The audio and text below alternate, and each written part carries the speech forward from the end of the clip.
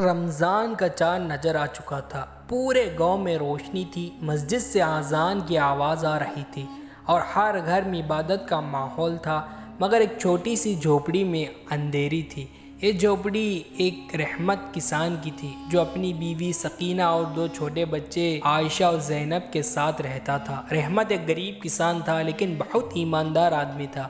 اس کا ایمان اللہ پر مضبوط تھا، مگر غریبی نے اس کی زندگی مشکل بنا دی۔ اس کے پاس نہ اچھا کھانا تھا، نہ کپڑے اور نہ ہی پیسے۔ رمضان کے دن بھی اس کے فیملی نے صرف پانی پی کر روزہ کھولتے تھے۔ عائشہ اور زینب صرف 5 یا 7 سال کی تھی، لیکن ان کا ایمان بھی مضبوط تھا۔ وہ بھوکی رہتی مگر روزہ نہیں توڑتی۔ ماں سکینہ اپنے بچوں کو دیکھتی تو اس کے آنکھوں میں آنسو آ جاتے اور یہ دعا کرتی، اللہ ہمیں بھی کوئی مدد بھیج دے۔ سکینہ کو رحمت تسلی دیتا، مگر ہر روز ایک نیا آزمائش ہوتی۔ ایک دن رحمت اپنے کھیتوں میں کام کرتا تھا۔ اس کی زمین سوکھ چکی تھی، فصل برباد ہو چکا تھا۔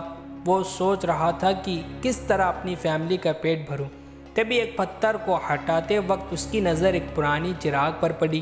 یہ کیسا عجیب چراغ ہے، اس نے سوچا۔ چراغ مٹی سے بھری تھی، اس لیے اس نے اپنے ہاتھ سے اسے صاف کرنا شروع کیا۔ جیسا ہی اس چراغ رگڑا، ایک تیز روشنی چمکی اور ایک بڑا سا جن اس کے سامنے آ کر کھڑا ہو گیا۔ جن کے آنکھوں نیلے تھے، لمبے بال تھے اور اس کا شریر ہوا کی طرح تیز تھا۔ اے بندے، میں اس چراغ کا جن ہوں، بتا تو کیا چاہتا ہے؟ جن کی آواز گرجن کی طرح تھی۔ رحمت ایک پل کے لیے ڈر گیا، مگر پھر اس نے ہمت سے کہا، مجھے صرف اتنا چاہیے کہ میری فیملی کے پیٹ بھر سکوں۔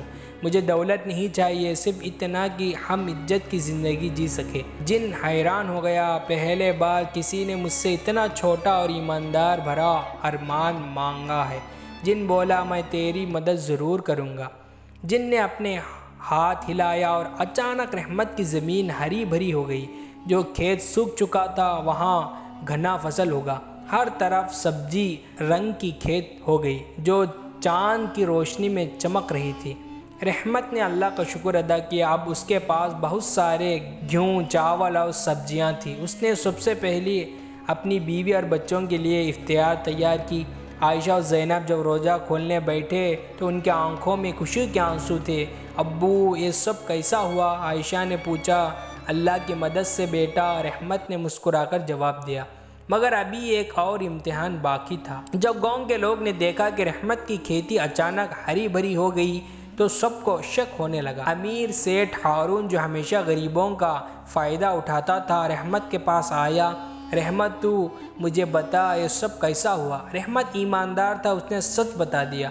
ہارون سیٹھ لالچی تھا، اس نے سوچا کہ اگر یہ جن چراغ سے نکل سکتا ہے تو میں بھی اسے حاصل کر سکتا ہوں۔ اس نے ایک رات رحمت کے جھوپڑی میں چوری کی اور چراغ لے گیا، مگر جیسا ہی اس نے چراغ رگڑا، جن غصے سے گرجن اٹھا، او لالچی انسان، تو ایماندار سے دور ہے، اس لیے میں تیری مدد نہیں کر سکتا۔ جن نے ہارون سیٹھ کو اس کے سارے پیسوں سے محروم کر دیا اور اس کا سارا دھن غریبی میں بانٹ دیا۔ ہارون سیٹھ روتے ہوئے بھاگ گیا۔ جن واپس رحمت کے پاس آیا۔ رحمت، تو نے سب کچھ پا لیا، اب بتا تو اور کیا چاہتا ہے؟ رحمت مسکرایا، بس یہ دعا کر کے میں ہمیشہ ایماندار رہوں اور اللہ کا شکر ادا کرتا رہوں۔ جن نے دعا دی اور پھر ایک روشنی میں گم ہو گیا۔ اس کے بعد رحمت نے ہمیشہ غریبوں کی مدد کی اور اس کی فیملی ہمیشہ رمضان کے برکت سے خوشی رہے۔ رحمت کی زندگی اب سکون بھری ہو گئی تھی۔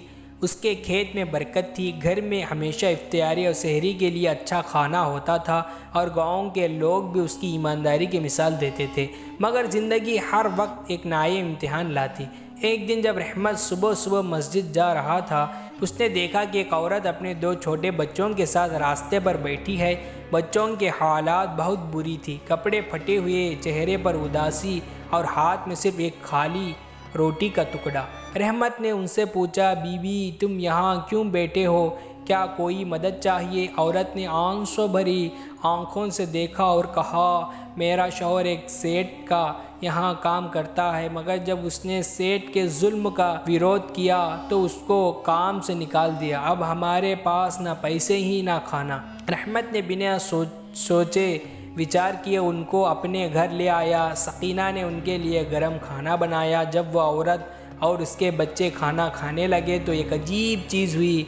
हर बार जब भी एक रोटी कम होती तभी एक और रोटी तंदूर से निकल आती। सकीना और रहमत हैरान हो गए, ये क्या हो रहा है।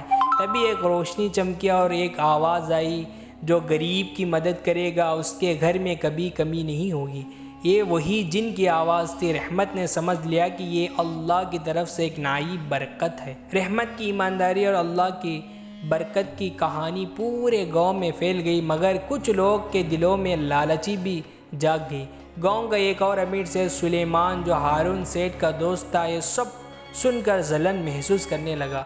उसने सोचा, अगर रहमत एक जिन से मदद ले सकता है तो मैं भी उस जिन को पकड़ सकता हूँ। सुलेमान ने एक प्लान बनाया। एक रात जब सब सो रहे थे, उसने अपने नौकर भेजकर रहमत के घर से चिराग चुरा लिया।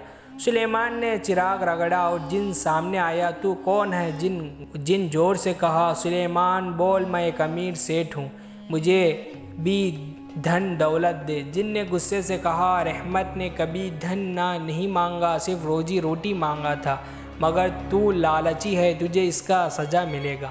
अचानक सुलेमान की जितनी भी प्रॉपर्टी थी सब खत्म हो गई।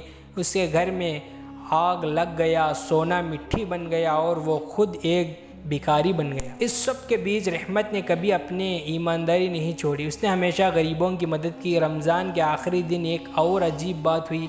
जब रहमत मस्जिद जा रहा था, एक फ़कीर उसके पास आया और कहा, बेटा, तुझे जो चिराग मिली है, क्या तू उसे वापस दे सकता है?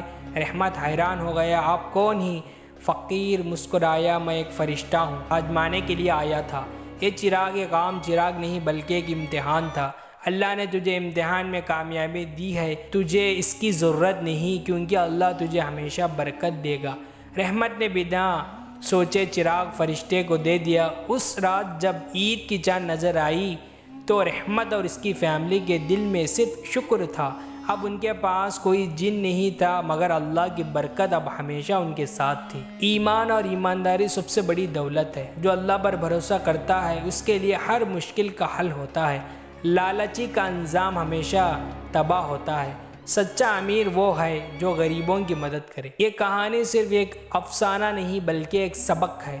जो ईमानदारी है, जो गरीबों की मदद करता है, उसकी ज़िंदगी अल्लाह हमेशा बेहतर बना देता है। दोस्तों, अगर इस वीडियो आपको पसंद आया हो तो लाइक करें, शेयर करें और हमारे इस चैनल को ज़रूर सब्सक्राइब करो। खुदा हाफिज़।